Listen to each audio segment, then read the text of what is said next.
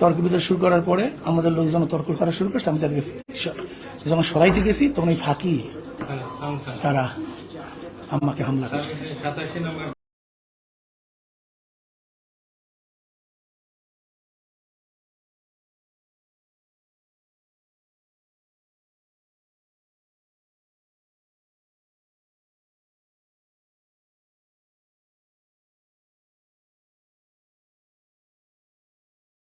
আসসালামু আলাইকুম, কেমন আছেন ভিউয়ার্স? আশা করি ভালো আছেন। দেশ ও দেশের বাইরে থেকে যারা ভিডিওটি দেখছেন সবাইকে জানাই আন্তরিক শুভেচ্ছা অভিনন্দন। তো ভিউয়ার্স, আপনারা ইতিমধ্যে দেখেছেন যে চরমোনাই পীরের উপরে হামলা করা হয়েছে, তাকে রক্তাক্ত করা হয়েছে। চরমোনাই পীরের একটি লাইভ ভিডিও আপনাকে দেখাবো। তো সে বলতেছে আমার উপরে আওয়ামী লীগের লোকজন হামলা করেছে এবং আমার রক্ত যখন আমার ঝরেছে তো আমার শেষ রক্তবিন্দু পর্যন্ত আমি এই জালেম সরকারের বিরুদ্ধে লড়ে যাব। তো ভিউয়ার্স, আপনারা দেখতে পাচ্ছেন ইতিমধ্যেই কিন্তু চরমোনাই পীরের যেগুলো ভক্তরা আছে তারা কিন্তু লাঠি ছোটা হাতে নিয়ে তো বরিশালের পয়েন্টে পয়েন্টে তারা অবস্থান করতেছেন। তো ভিউয়ার্স, কি বলবো, চলুন আপনাদেরকে সেই ভিডিওটি দেখাবো। তো ভিউয়ার্স, বরিশালের অবস্থা কিন্তু খুবই খারাপ। তো চলুন আপনাদেরকে সেই ভিডিওটি দেখাবো। অবশ্যই পুরো ভিডিওটি মনোযোগ সহকারে দেখবেন। তো ভিউয়ার্স, ভিডিওতে অনেক ইম্পর্টেন্ট কিছু কথা আছে, অবশ্যই পুরো ভিডিওটি ধৈর্য সহকারে দেখবেন। তো চলুন কথা না বাড়িয়ে আপনাদেরকে ভিডিওতে নিয়ে যাব। তো ভিডিওতে যাওয়ার আগে যারা যারা আমার চ্যানেলটি সাবস্ক্রাইব করেন অবশ্যই আমার চ্যানেলটি সাবস্ক্রাইব করবেন, আর যারা অলরেডি সাবস্ক্রাইব করেছেন তাদেরকে জানাই অসংখ্য ধন্যবাদ। তো চলুন ভিডিওতে যাওয়া যাক। তা আমি এখন ঢুকছেন কিভাবে? ঢোকার তো কথা না। সেখানে গেটে দাঁড়ায় থাকে, যদি কেউ নৌকায় ভোট দেয় তাকে ভোট দিতে দেয়, আর যে নৌকায় ভোট দেন তাকে ঢুকতে দেয় না। তা আমি ওখানে যে দায়িত্বশীল প্রিজাইডিং অফিসার তাকে বললাম যে আপনি আসুন, এটা দেখেন যে তারা বাইরে বসে এরকম প্রভাব করে। এর মধ্যে আওয়ামী লীগ লোকজন জড়ো হয়ে তারা তর্ক বিতর্ক শুরু করছে। তর্ক বিতর্ক শুরু করার পরে আমাদের লোকজন তর্ক করা শুরু করছে। আমি তাদেরকে যখন সরাইতে গেছি তখন ওই ফাঁকি তারা আমাকে হামলা করছে। আপনি তো একটু আগে কি করবেন? এই তো মাত্র এই মানি এই তো এই নামে গেলাম। বাবা, তাহলে কি করবেন? ওখানে হাত পাকার পার্টি গিয়েছিল, ওনার উপরে তো হামলা করছে সব। আপনার উপর কে হামলা করছে? আওয়ামী লীগের লোকজন, মানে নৌকার বেজদারি ওখানে দায়িত্বশীল ছিল। কি পদক্ষেপ আপনাদের? এই মাত্র হইল যারা করতে পারে স্যার, না, এখন তো সরকার পতন ছাড়া দ্বিতীয় কোনো, এই সরকারের পতন ব্যতীত, এই জালেম সরকারের পতন ব্যতীত, এবং রক্ত যখন দিছি, রক্তের শেষ বিন্দু পর্যন্ত, আমার জীবনের রক্তের শেষ বিন্দু পর্যন্ত এই জালেম সরকারের বিরুদ্ধে লড়াই করে তারপর ঈশ্বর দুনিয়া থেকে বিদায় হবো। একেবারে রক্তের শেষ বিন্দু পরিমাণ ঢেলে বাংলাদেশের জমিনে এই রক্ত ঢেলে, যে রক্ত বের হয়েছে এই রক্ত আমি জমিনের মধ্যে সবটুকু ঢেলে আমি ইনশাআল্লাহ হয়তো শাহাদত বরণ করব, অথবা জালেমকে হটাবার ব্যবস্থা করব। এর বাইরে দ্বিতীয় কোনো পথ নেই। আল্লাহ আমাকে যেখানে নিয়ে ঠাকাক। আসছি একদিন মরব, আমি আসছি একদিন, আমি পিছিয়ে ফেরার লোক নেই। আমি মরতে পারি, পুলিশ কমিশনের কাছে যাবো। প্রিয় দর্শক, কিছুক্ষণ আগেও কিন্তু একবার চরমোনাই হুজুর কিন্তু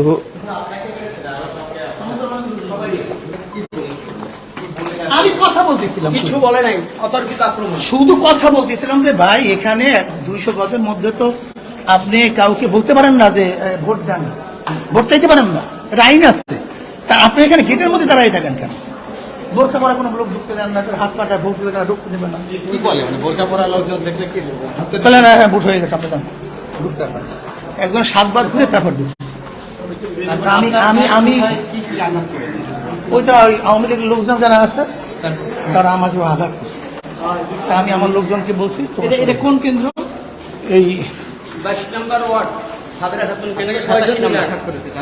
অনেক লোক ছিল, বেশ অনেকজন ছিল, আমি তার গুণী নেই সংখ্যা।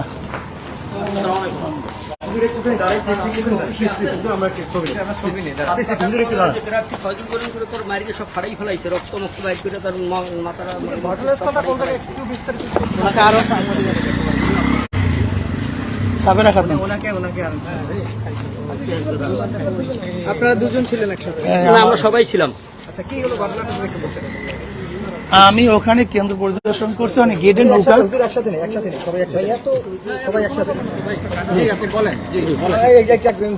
ভাই, এরা বাংলাদেশে আমরা ভিন্ন পরিস্থিতি। আমি কেন্দ্র পরিদর্শন করে নামছি, সেখানে দেখি নৌকার ব্যাচদারি লোক। আমি বললাম ভাই, আপনারা তো এখানে কি এজেন্ট? না, আমরা নৌকার লোক। আমি তো ভিতরে থাকার কথা না, নৌকার ব্যাচদারি লোক তো ভিতরে থাকার কথা না, আপনি এখানে আসেন কেন? আমি তখন ওখানে যে প্রিজাইডিং অফিসার আছে তাকে বললাম যে দেখেন, মানে আইনগত আইনের তোয়াক্কা না করে এখানে ঢুকে এখানে মানুষকে বলে যে অমুক মাকে ভোট দিলে দাও, নাহলে দিও না। একটা লোককে বারবার ফিরিয়ে দেয়। এই আমি প্রিজাইডিং অফিসারকে করতেছি, এর মধ্যে চারিপাশে আওয়ামী লীগ লোকজন। আমি তাদেরকে বললাম ভাই যে এর মধ্যে তো থাকা ঠিক না, আমি এরকম কাঁধে হাতে ভাই এর মধ্যে তো থাকা ঠিক না, এই বলতেছি এর মধ্যেই আক্রমণ শুরু। তারপর তো এই ঘটনা ঘটছে। আপনি তো রক্তাক্ত হলেন, এখন আসলে আপনার বক্তব্যটা কি? আপনার নির্বাচনে আছেন কি? বা আমি শেষ পর্যন্ত লড়বো। উপরে যে বললেন যে আপনি সরকার পতন, সেটা তো আছি, এই তো বলি আসছি। নির্বাচন অফিস দেখতেছে এরা একটু আগে আপনি দিলেন না, এই মানে এখান থেকে দিই না, দিয়ে নামলেন আবারও দিলেন, আসলে তারা কি নীরব ভূমিকা পালন করে? জানি না কি করে। কতজন আহত হয়েছে? বলো।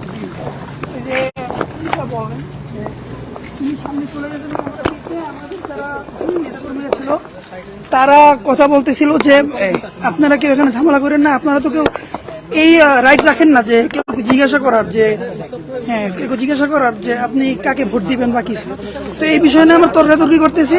এখানে শাইকে চরমনাই সে এটা থামাই চেষ্টা করতেছিল যে আপনারা এখানে কেউ ঝামেলা করেন না, আমাদেরকেও বলতেছিল এবং আওয়ামী লীগের যারা ওখানে লোকজন ছিল তাদেরকে বলতেছিল এই কথাটাই। তো এই অবস্থায় হঠাৎ করে তার উপরে হামলা হয়েছে এবং ওখানে একটা বিশৃঙ্খলা সৃষ্টি হয়। এই হচ্ছে কাহিনী, এবং আমাদের উপরে তারা হামলা করে।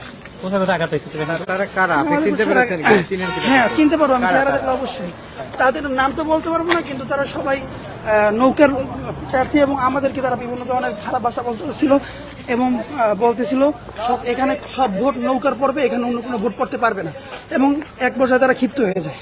আপনাদেরকে হামলা করার মূল অভিযোগ কি করে তারা হামলা করলো? তারা এটাই যে আমরা এখানে তর্কাতর্কি করতে কেন গেলাম, এটাই তাদের ক্ষোভে বাঁচে। আমরা কেন তাকে জিজ্ঞাসা করলাম যে আপনারা এখানে প্রিয় দর্শক, তখন প্রিজাইডিং অফিসার শাইকের সাথে তার হাতে করে নিয়ে আসছে। আপনি দেখেন আওয়ামী লীগের লোকজন কি রকম উশৃঙ্খল আচরণ করতেছে।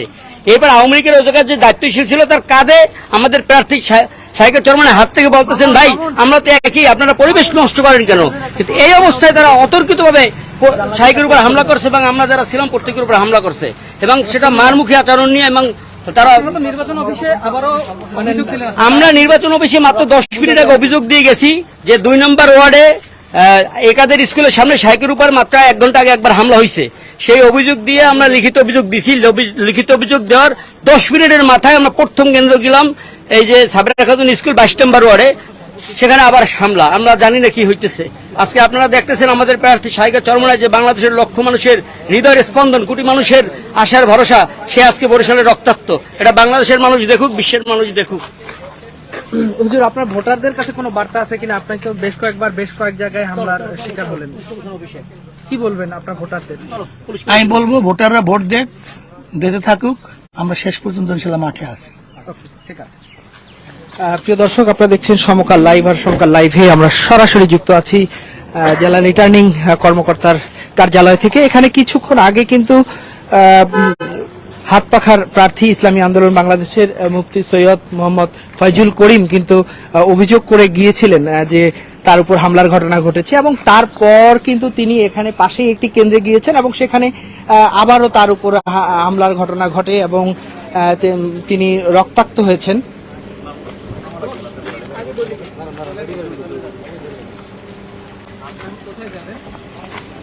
পুলিশ সুপারের কার্যালয়। পুলিশ সুপারের কার্যালয় কারাই হামলা করলো? আওয়ামী লীগের লোকজন।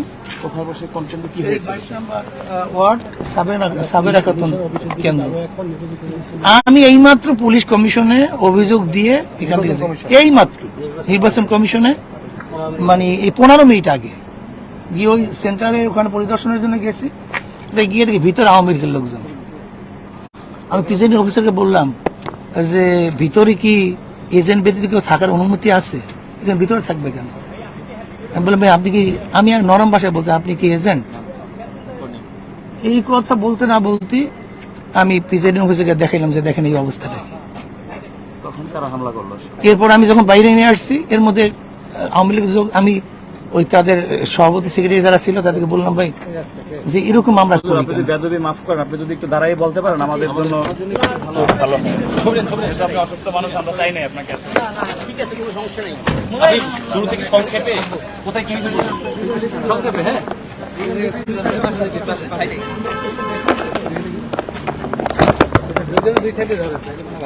আচ্ছা আচ্ছা ঠিক আছে, আচ্ছা ঠিক আছে, আচ্ছা অসুবিধা নেই।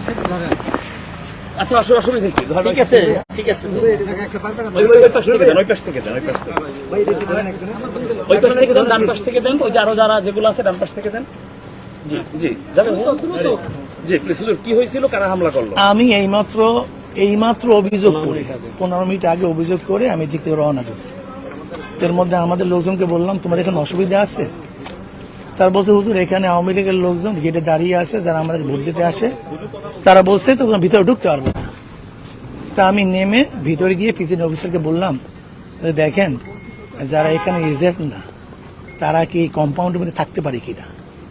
আমি তাকে ডেকে আমার সাথে নিয়ে আসছি, দেখেন এই অবস্থা, তারা ভিতরে ব্যাসদারি, নৌকার ব্যাসদারি লোকজন ভিতরে। তখন আমি তাদেরকে বললাম যে দেখেন এই যে অবস্থা। তখন আমি তাদেরকে বললাম ভাই আমরা এরকম করি কেন, যে হবে হবে, আমি তাদেরকে বুঝাইতেছিলাম। এর মধ্যে তারা ঘের দিছে, কি তর্ক বিতর্ক, ফট করে দেখে আমাকে ঘুষি দেওয়া শুরু করছে। তা আমি এর মধ্যে আমি চিন্তা করছি আমার লোকজন আছে, আল্লাহ না করুক এটা। তারপর আমি আমার লোকজনকে, আমি কিসের নিজের অ্যাসাল্ট, আমি আমার নিজের লোকদেরকে থামাবার চেষ্টা করতেছি যে তোমরা সরো, গ্যাঞ্জাম করিও না। এই হইল অবস্থা। এখন আমি নির্বাচন কমিশন অভিযোগ দিলাম, দেখি কি হয়। আর এই সরকারকে পতন না ঘটিয়ে আল্লাহ যদি আমাকে কবুল করে, আমার শেষ রক্তবিন্দু আমি ওদেরকে পতন ঘটিয়ে মাঠ থেকে ইনশাআল্লাহ আমি বিদায় হব। আল্লাহ আমাকে বাঁচাক এবং মরুক। আমি মরার জন্য আসছি, আমি বাঁচার জন্য আসিনি। দেখবো ক্ষমতার স্বাদ কিভাবে ভোগ করে। এবং আমাকে যেহেতু হাত দিছে, কথা বুঝছেন, তখন রক্তাক্ত করছে। এই যে দেখেন অবস্থা করছি কি আমাকে, আমি কি করছি, আমি একজন প্রার্থী, আমি একজন ওদের চেয়ে মুরব্বী, আমার দাড়ি পাকা, আমি একজন আলেম মানুষ, 5টা মানুষ হলেও আমাকে শ্রদ্ধা সম্মান করে। আমার উপর আঘাত করতে হবে তাদের, অথচ আমি কিচ্ছু বললাম না। এত নিকৃষ্ট, এত জানোয়ার হতে পারে মানুষ, এত পিশাচ হতে পারে মানুষ। বাবা সমতুল্য একটা ব্যক্তিকে আঘাত করবে, এত পিশাচ হতে পারে কোন মানুষ? এরা কি মানুষ? ক্ষমতার মোহে পাগল হয়ে গেছে।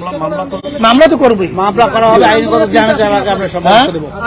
আজকে নির্বাচন শেষ হোক, তারপর ইনশাআল্লাহ রাস্তায় আমি যেহেতু রক্ত ঝরিয়েছি, এই আওয়ামী লীগের পতন ঘটাবার আগ পর্যন্ত আমি ইনশাআল্লাহ রাস্তার সাথে। কয়েকটি কেন্দ্রে আমরা নিজেরা গিয়েছি, সেখানে হাত পাখার এজেন্ডাকে বের করে দেওয়া হয়েছে, ভাঙচুর করা হয়েছে। এইসব বিষয় নিয়ে আপনারা আমি রিটার্নিং অফিসারের কাছে 15 মিনিট আগে অভিযোগ দিয়ে নামছি। এই 15 মিনিট আগে যে এই অবস্থা, 15 মিনিট আগে আপনারা কোথায় হামলা করেন? এই যে সাবেরা খাতুন 22 নম্বর শেষ পর্যন্ত কি নির্বাচনে থাকবে? অবশ্যই এখন পর্যন্ত আছি, থাকবো, শেষ পর্যন্ত দেখবো কি হয়। রক্ত যখন দিছি এই সরকারকে পতন ঘটাবার জন্য, আরো রক্ত দেবে ইনশাআল্লাহ, হক প্রতিষ্ঠিত করবে ইনশাআল্লাহ। এই জালেম সরকার এবং জালেম বাহিনী অসুস্থ, আমরা একটা চিকিৎসা অবশ্যই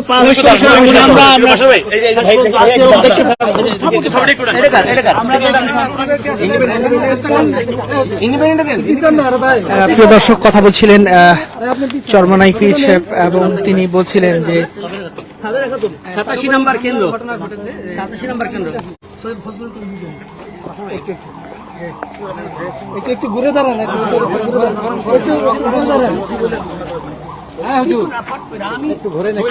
ছবিটা নেই, একটু থাকেন না, একটু দাঁড়ান, একটু ঘুরুন না, বুঝেন না, আমরা কেন একজনকে তখনই একেবারে ভালো মতো ব্যবহার করতেছি। ঘুরে গেলাম ওই জায়গায়, সেখানে মামা সে আমার হাত ধরে টানলো। আশ্চর্য বিষয়, এদের ভদ্রতা এবং এটা কি বানাইছে মানে তো ভিউয়ার্স, আশা করি পুরো ভিডিওটি মনোযোগ সহকারে দেখেছেন। তো যদি ভিডিওটি ভালো লেগে থাকে অবশ্যই ভিডিওটিতে একটা লাইক দিবেন আর ভিডিওটি আপনার বন্ধুর কাছে শেয়ার করবেন। আর নিত্য নতুন নিউজ পেতে আমাদের চ্যানেলটি সাবস্ক্রাইব করতে ভুলবেন না। তো আজকের মতো এখানে শেষ, পরবর্তীতে আবার দেখা হবে যে কোনো নতুন নিউজ নিয়ে আপনাদের সামনে হাজির হব। খোদা হাফেজ।